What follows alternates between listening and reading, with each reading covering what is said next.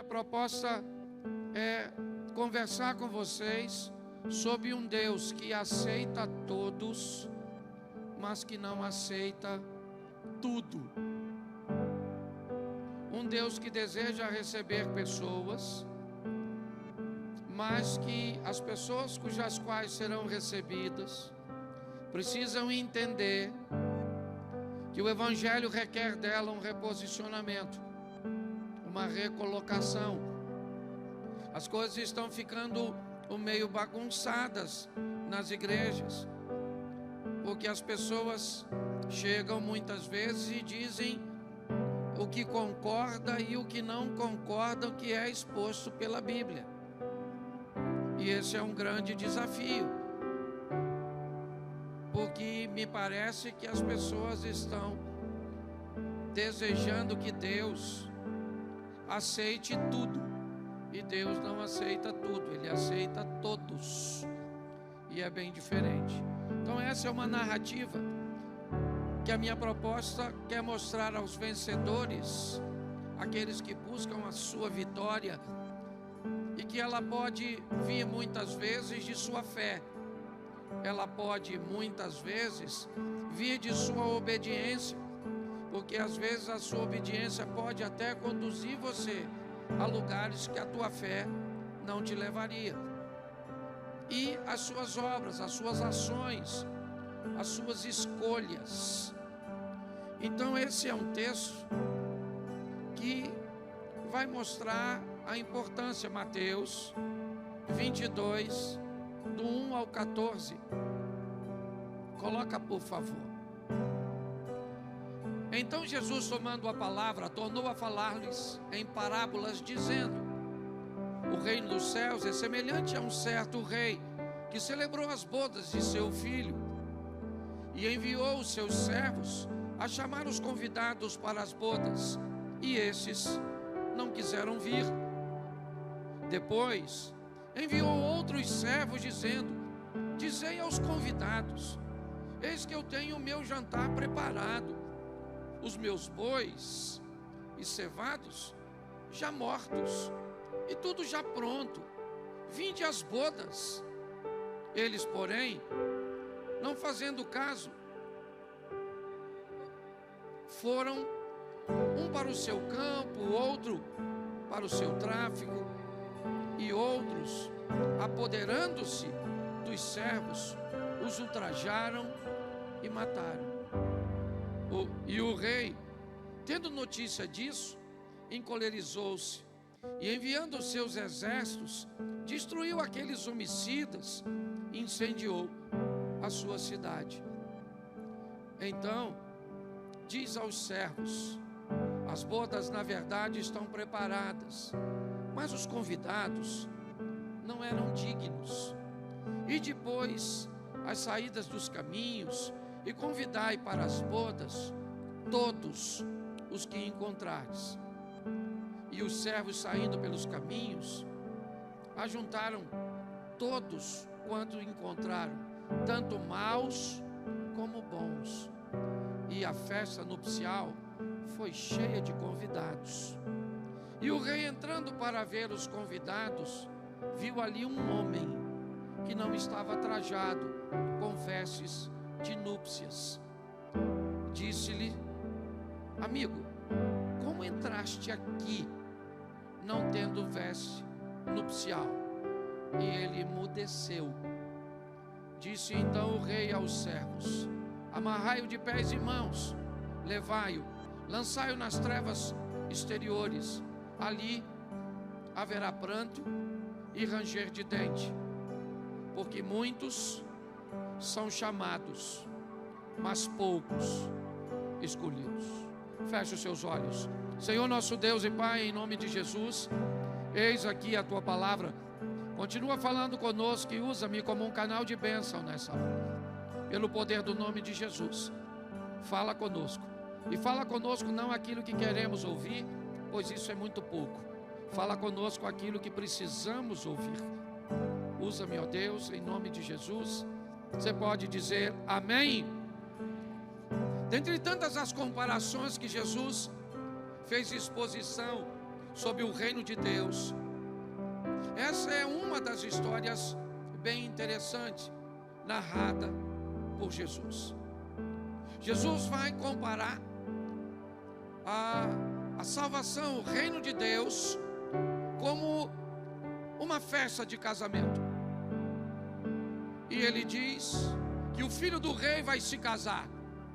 E o rei então prepara toda uma estrutura para receber os convidados de seu filho.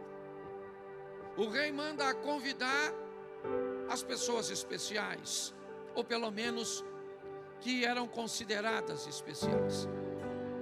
Me parece que essa é a colocação do povo formado por Abrão, aquele povo que Deus está querendo salvar desde quando buscou um conserto com Adão, deu a oportunidade de Noé construir uma arca para salvar algumas pessoas.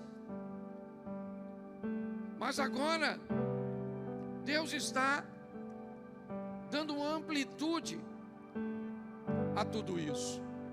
E esse povo é um povo que Deus formou, mas o texto diz que esse povo não quer ir. Esse povo, ele não quer entrar. Esse povo não atendeu o chamado.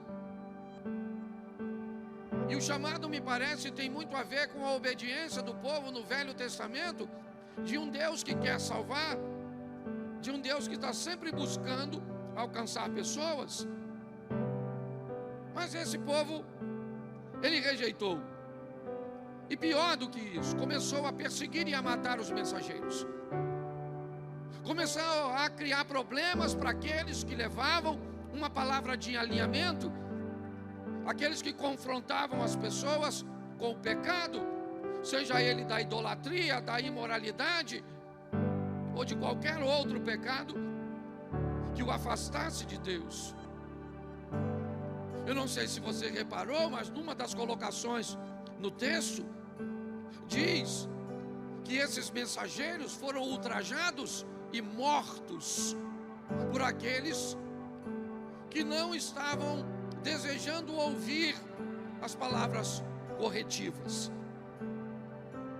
Expor o pecado, expor a negligência, se tornou algo tão ofensivo que estava dando direito ao pecador de matar o mensageiro. E o texto diz então que o rei se encolerizou. E aí não interessa se seriam filisteus, babilônicos, assírios, persas, romanos, não interessa. O texto diz que o fogo vai ser atacado na cidade, a cidade vai ser destruída, e me parece que ele faz essa colocação também olhando para o Velho Testamento. E depois disso a mensagem muda. Os servos agora são chamados a ir pelas ruas.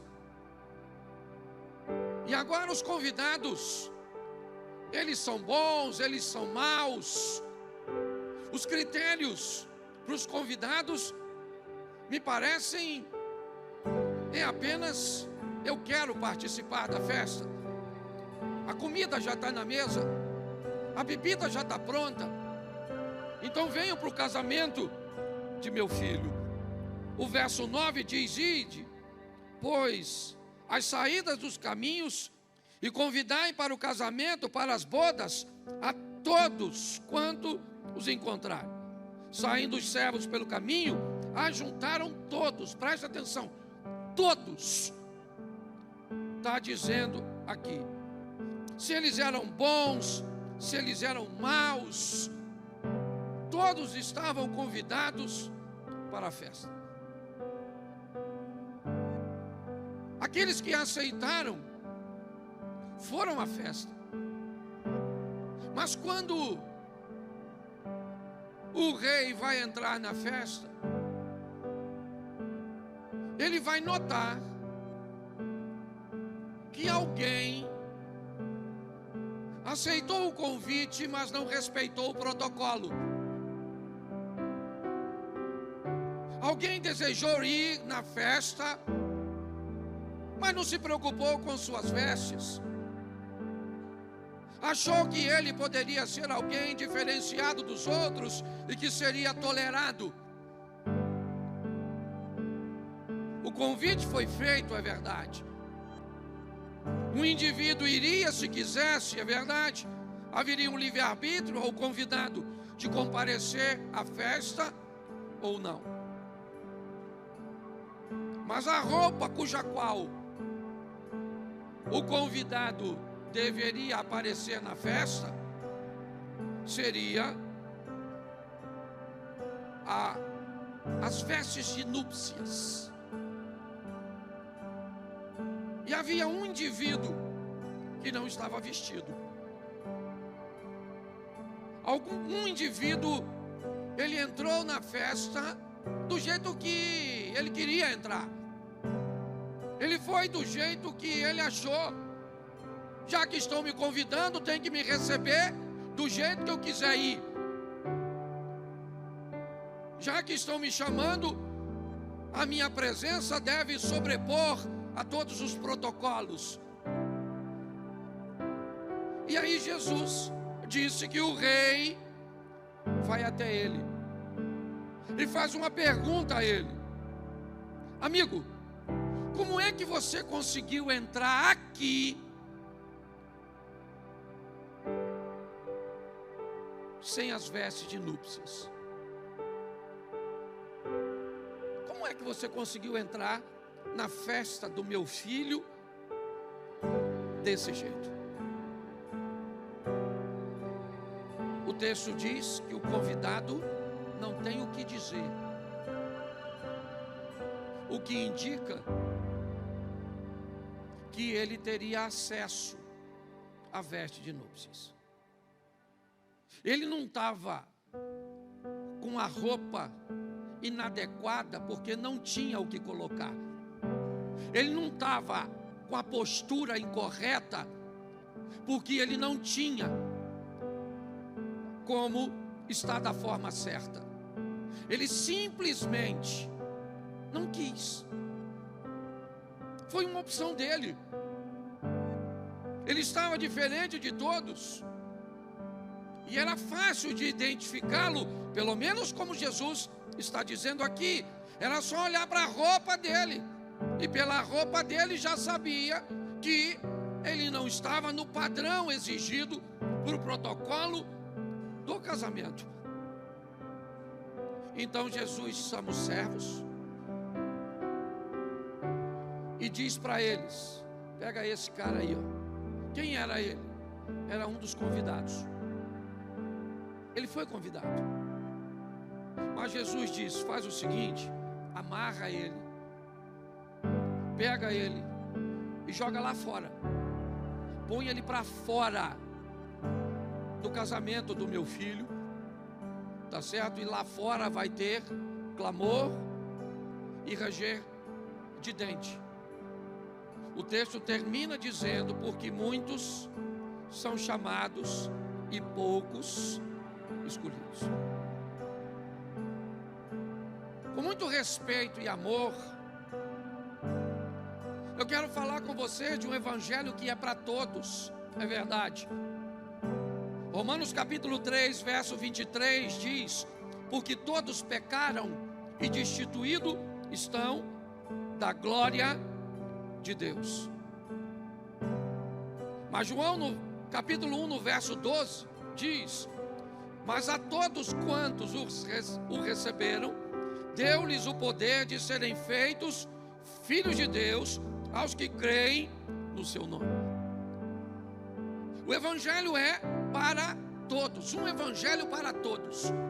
Ele é para pobre, para rico, ele é para hétero, ele é para homo, ele é para o brasileiro, certo? Ou para o latino-americano, ele é para o africano, ele é para o asiático, ele é para o culto, ele é para o indouto.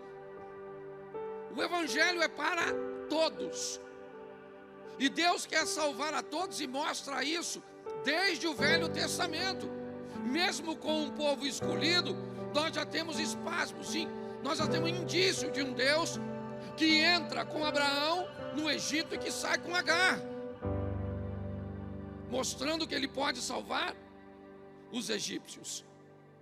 É um Deus que entra na Síria com uma menina que salva o leproso Naamã.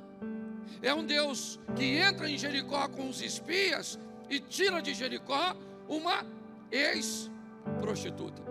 É um Deus que entra em território moabita, certo, com uma família e tira Ruth de lá.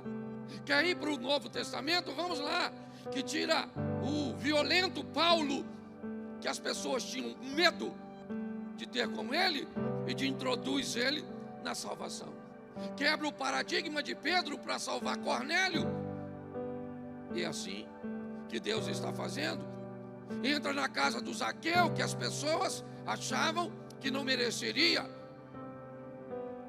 Mas é muito importante olharmos que a Raabe só foi prostituta antes de andar com Deus.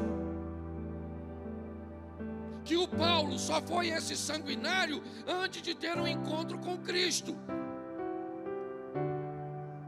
Porque depois que a palavra de Deus entra, ela é para todos, mas não tolera tudo.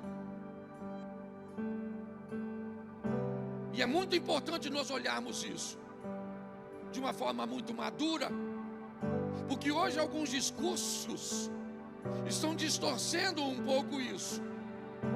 Estão querendo dizer que Deus não ama todos. Não, Deus ama todos, mas não tolera tudo, não. Se você não quer botar a roupa adequada para entrar na festa, saiba de uma coisa. Aqui no texto a roupa era física, era fácil de olhar. Hoje não. Hoje a veste nupcial, ela não é visível, ela é invisível. E por isso pode passar desapercebido pela liderança, pelos pastores. Mas pelo Senhor não vai passar, não. A Bíblia diz que lá fora tem trevas exteriores, clamor e ranger de dente. E se não tiver dente, vai ranger gengiva, mas vai ranger. Então cuidado com isso. Um evangelho para todos. Posso ouvir um amém? Isso. Segundo, um evangelho para arrependimento e para conversão. Um evangelho para arrependimento e para conversão. Não é só para arrependimento, não. É para arrependimento e para conversão, para mudança. Ah, eu estou arrependido, tá bom? É uma parte do processo, mas não é toda a parte, não. O evangelho tem que trazer ao pecador, porque todos pecaram e destituídos estão da glória de Deus, certo? E com a exposição do evangelho para todos, quem não arrepender e se converter, inevitavelmente continua na mesma prática, ou pior, achando que Deus tem que tolerar todo tipo de roupa, todo tipo de vocabulário, todo tipo de comportamento. Ele tem, porque Deus é amor, tá certo? Deus é amor, sim ou não? Sim, mas essa mensagem está incompleta. Ele é amor, mas ele é justiça. Ele é amor, mas ele é fogo consumidor. Então cuidado com a informação pela metade. Um evangelho para arrependimento e conversão. Vamos lá, Atos dos Apóstolos, capítulo 3, verso 19. Atos 3, 19. Coloca para mim, por favor. Arrependei-vos, pois, e convertei-vos, para que sejam apagados os vossos, e venham assim os tempos do refrigério, pela presença do, isso, arrependimento e conversão. Ah, pastor, eu sei que o que eu faço é errado. Tá bom. Eu sei que não está certo. Eu faço e eu me arrependo. Beleza. Mas não converte, não? É só fez e arrepende, fez e arrepende, fez e arrepende. E aí, como é que funciona? Então o evangelho é para trazer mudança. Porque a hora que o rei chegar na festa, maluco, a casa vai cair. Pega a visão, fiel. A hora que você estiver diante do trono lá, é assim mesmo, irmão. O bicho pega para todo mundo. Ah, pastor, o senhor não está nem falando comigo. Louvado seja Deus.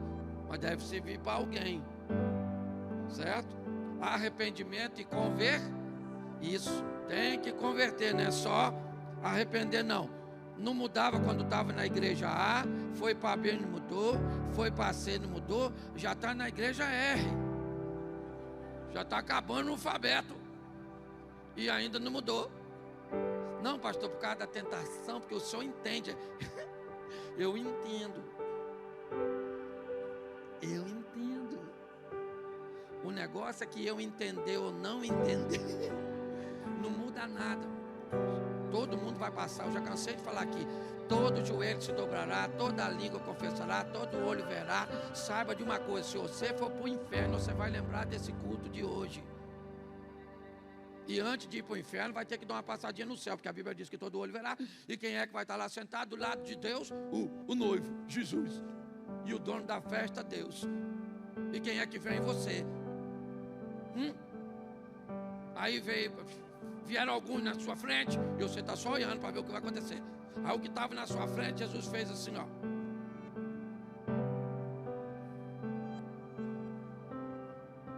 Aí chegou você. Ele falou: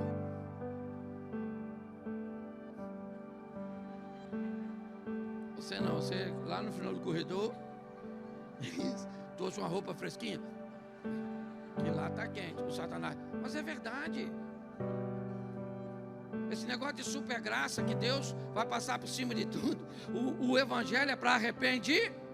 Para arrepender. Isso. Romanos 6,4. Coloca na tela. Está demorando um pouquinho porque eu não passei os textos antes. Vamos lá. Isso. De sorte que fomos sepultados com Ele na morte, para que como Cristo foi ressuscitado dentre os, pela glória do Pai, assim andemos nós também em novidade de isso. Vida velha passou. Agora todo mundo que vê você sabe que você está sob nova administração.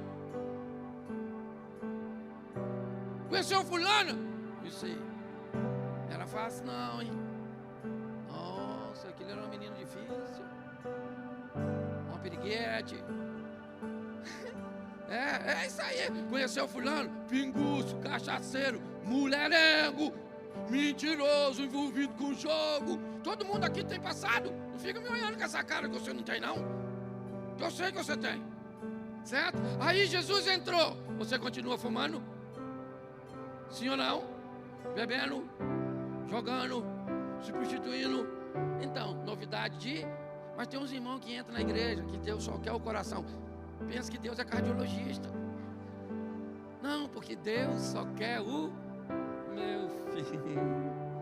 Lá para o inferno, sem notar. Novidade de vida. É muito legal quando você encontra alguém que te conhecia no passado. E que às vezes encontra contigo e começa a conversar contigo e diz: o que aconteceu com você? Está mudado.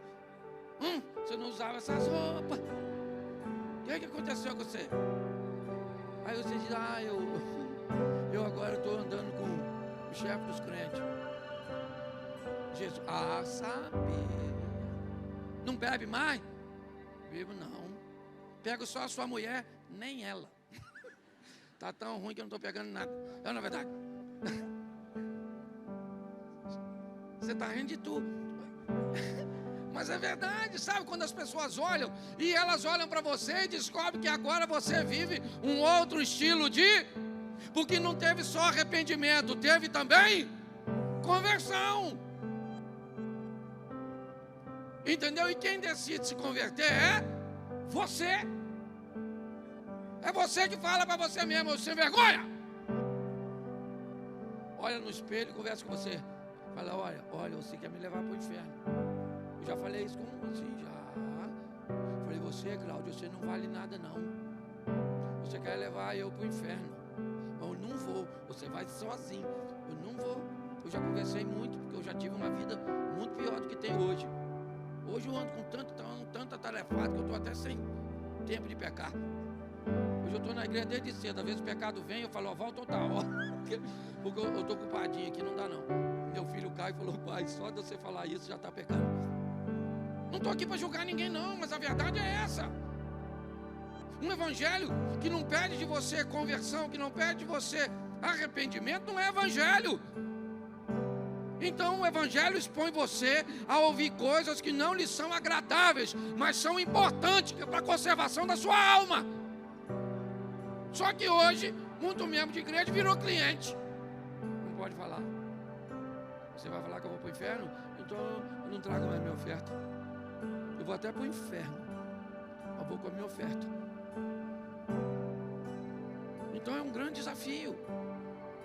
Então o evangelho tem que trazer arrependimento e converter. Terceiro, um evangelho sobre o amor de Deus e sobre o cuidado com o próximo.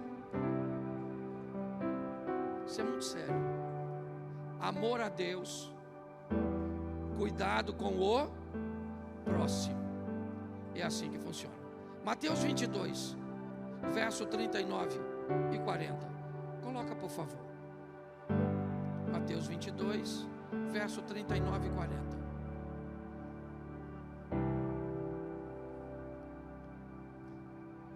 E o segundo, deixa eu pegar aqui. Volta no 37, que aí vai ficar mais. Isso. E Jesus disse-lhe: amarás o Senhor teu Deus de todo o teu, de toda a tua e de todo o teu. Verso 38, vamos pegar o texto todo. Este é o primeiro e grande mandamento. Verso 39. O segundo é semelhante, ou o segundo, semelhante a este, o assunto é o mesmo, é amor. Ama o teu próximo como.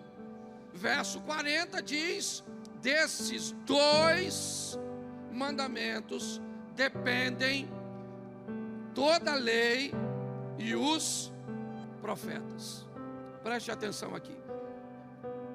Um evangelho que me ensina a amar a Deus acima de todas as coisas, e um evangelho que me ensina a amar o próximo como a mim mesmo.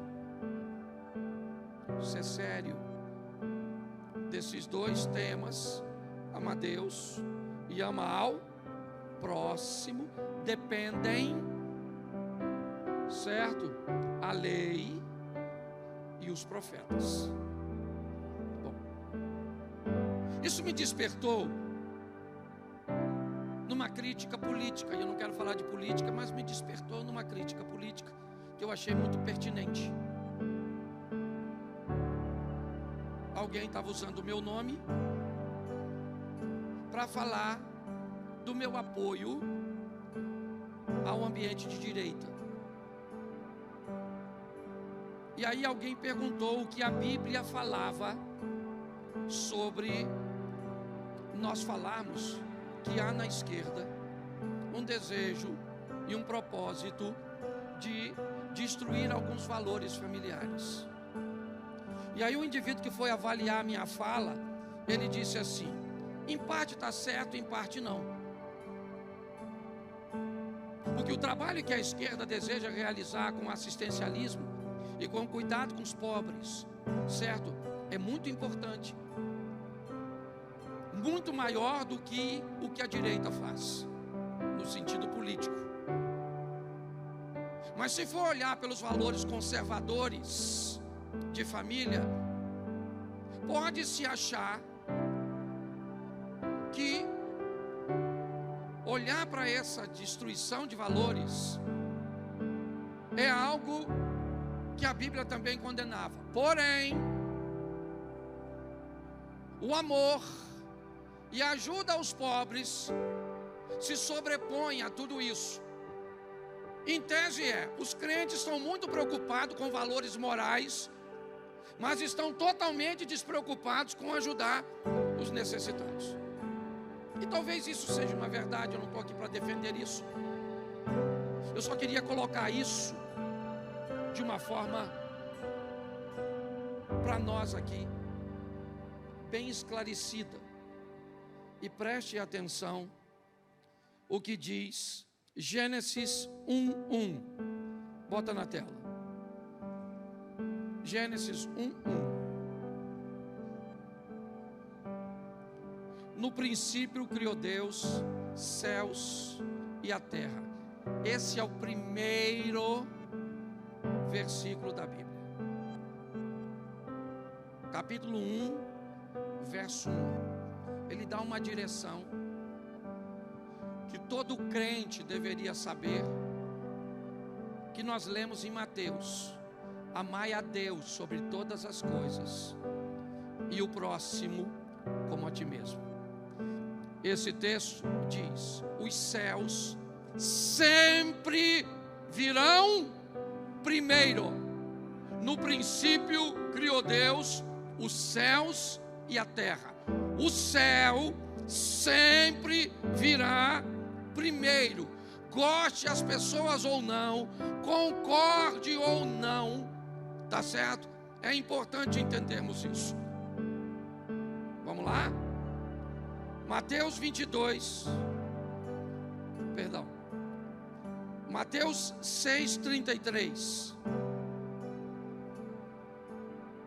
Mateus 6:33. Mas buscai primeiro o reino de Deus e a sua, e todas essas coisas vos serão. Depois você vai lá ver o que todas essas coisas são. Elas estão relacionadas com comida, com vestimenta, com uma série de fatores. Quer ir para Marcos 8:36? Vamos lá. Marcos 8:36. Pois o que aproveitaria o homem ganhar todo mundo e perder a sua? Então preste atenção, volto aqui, porque o assunto vale o debate. Nós temos que amar a Deus e ajudar o próximo. Parábola do bom samaritano. Quem é o próximo? Não interessa, é a pessoa que aparece na sua frente pedindo de você, ou tendo algo que você pode fazer por ela. Pode ser um abraço, um dinheiro, uma oferta, o que quer que seja. Uma coisa é certa: as coisas deste mundo, ou seja, é importantíssimo nos preocuparmos com comida, com toda parte de assistencialismo. Mas a Bíblia diz que o homem precisa valorizar uma coisa mais que tudo: o reino de Deus, o Senhor. Amar a Deus acima de todas as coisas. Mas vale o alerta para você. Vale o alerta para você que pode ajudar e não ajuda ninguém. Vale um alerta para você que, se está bom para você, parece que está bom para todo mundo. Você cuida da sua vida, certo? Seja maduro o suficiente para entender que você não pode mudar o mundo inteiro. Não dá para ajudar todo mundo. Agora saiba de uma coisa: a vida sabe o que você pode fazer e sabe o recurso que você tem, que você pode disponibilizar para servir alguém.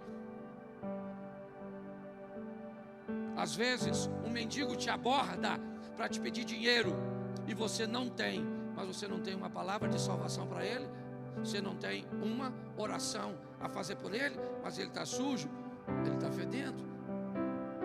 Pois é, naquela ocasião ele foi o seu próximo e você deixou passar.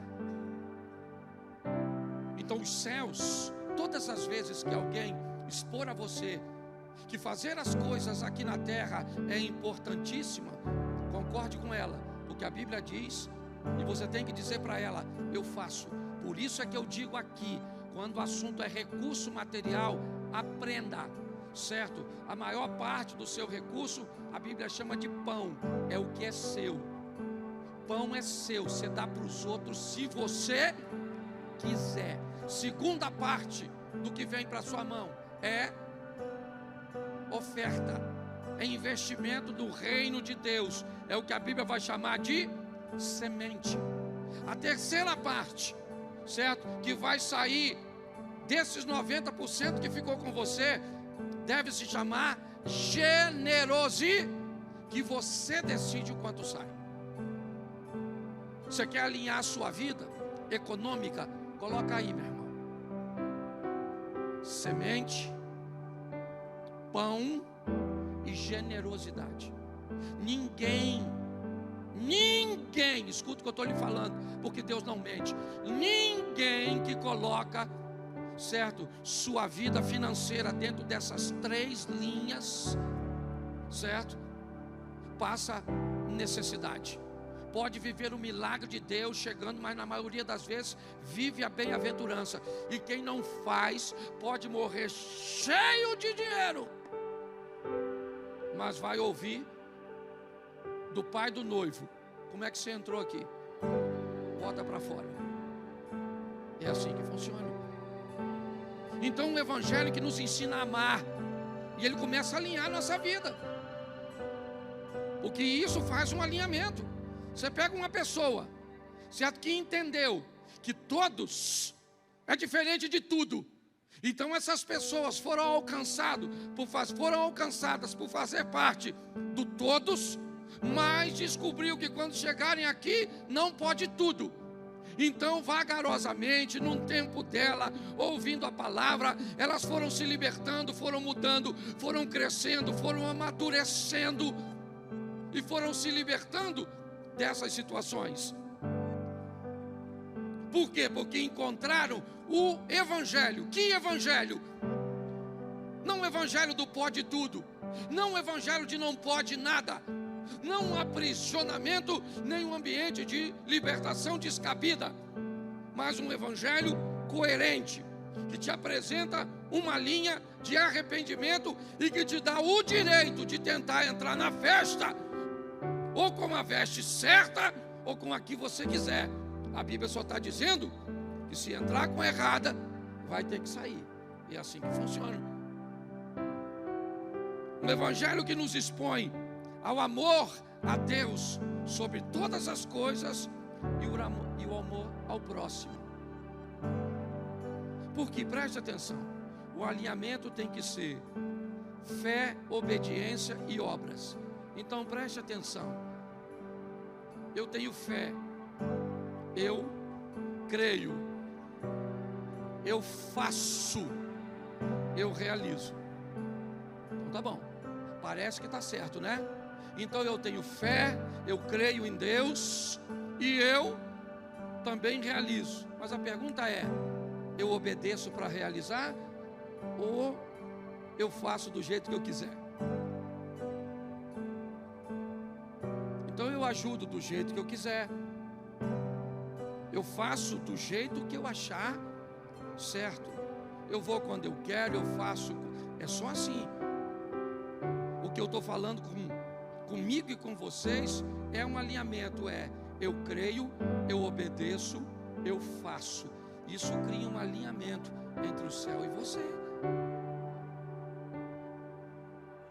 faz com que as coisas conspirem a seu favor. Mas, para fechar, esse é um texto, são textos agressivos, mas eu fecho aqui com 3 textos que algumas pessoas não vão gostar, mas depois você avalia. Apocalipse 22:15. Apocalipse 22, ficarão de fora os cães. Essa palavra tem muito a ver, basicamente, com tudo que está aqui, tá certo? Essa expressão cães, ela fala das pessoas que não têm conceitos morais, certo? E que não quiseram mudar de vida, né? Aplicando assim. Então ficarão de fora os cães, os feiticeiros, os que se prostituem, os assassinos, os homicidas, os idólatras e qualquer que ama e comete a mentira. Apocalipse 21:8. Mas quanto aos tímidos, aos medrosos, aos covardes, aqueles que têm dificuldade de se posicionar, aqueles que têm vergonha de dizer que são servos de Deus em ambiente público, a Bíblia diz: se você se envergonha dele, ele vai se envergonhar de você. Mas quanto aos tímidos, aos incrédulos, aos abomináveis, aos homicidas, aos fornicadores, aos feiticeiros, aos idólatras e a todos os mentirosos, a sua parte será no lago que arde com fogo e enxofre, o que é a segunda morte. A primeira carta aos Coríntios, capítulo 6, verso 10. 1 Coríntios, capítulo 6, verso 10. Nem os ladrões, nem os avarentos, nem os bêbados, nem os maldizentes, nem os roubadores herdarão o reino de Deus. Troca de tradução para mim, por favor. Se tiver alguma outra, bota aí esse versículo em outra tradução. Ok. Legal. Não vale a pena mexer não. Mas esse texto não é assim. Ok? Depois você dá uma olhadinha numa Bíblia mais fiel e você vai descobrir que mexeram já nesse texto. Eu confesso a você que eu não tinha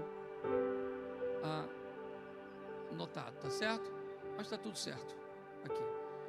A minha proposta é só mostrar a igreja, e não vai entrar todo mundo. E quem define o parâmetro para se entrar não sou eu, porque se fosse, você pode ter certeza que tem algumas pessoas que não entrariam, e tem outras pessoas que eu não deixaria de fora. Mas é muito importante nesses dias nós olharmos para as nossas vestes, porque Jesus vai retornar para buscar a sua igreja, e quem decide com a veste que vai, ela sou eu e você. E essa veste não é uma fantasia de carnaval que pode custar 40, 60, 80, até mesmo 100 mil reais para se desfilar. Essa roupa não se compra com dinheiro. Essa roupa se compra com postura. E eu, como pastor, talvez tenha um medo maior do que o de vocês, um receio maior do que o de vocês, que é o de oferecer a vocês o caminho e depois eu mesmo não conseguir entrar. Por isso eu concordo com o apóstolo Paulo: dos pecadores eu me considero o maior, o primeiro. Não banalize seu relacionamento com Deus. Alinhe sua vida. Você começou a fazer uma campanha hoje, ou está fazendo uma campanha extraordinária. Você viu o Tony perguntando aqui o nível de pessoas que já receberam. Mas quer que as coisas tomem um rumo diferente? Alinha suas ações, a fé e a obediência, e você vai ver como você vai notar que parece que tudo está conspirando a seu favor. É assim que funciona. As coisas começam a tomar uma conotação diferente. Eu sei que você quer vencer, eu também quero. E o que eu puder fazer para ajudar você nisso, essa é a minha função. como pastor. Só que eu não gostaria que ninguém ouvisse o ficarão de fora. Eu gostaria que todos nós ouvíssemos: vinde bendito do meu Pai, recebei por herança aquilo que está proposto, até mesmo antes da fundação do mundo. Não é fácil, mas é possível. Não é fácil, mas nós temos um auxiliador, o Espírito Santo de Deus. Fique de pé nesse momento.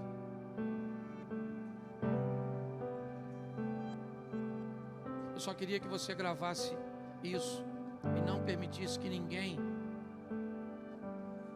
perto de você fizesse o contrário. Deus aceita todos, mas Deus não aceita. Deus aceita todos, mas Deus não aceita tudo.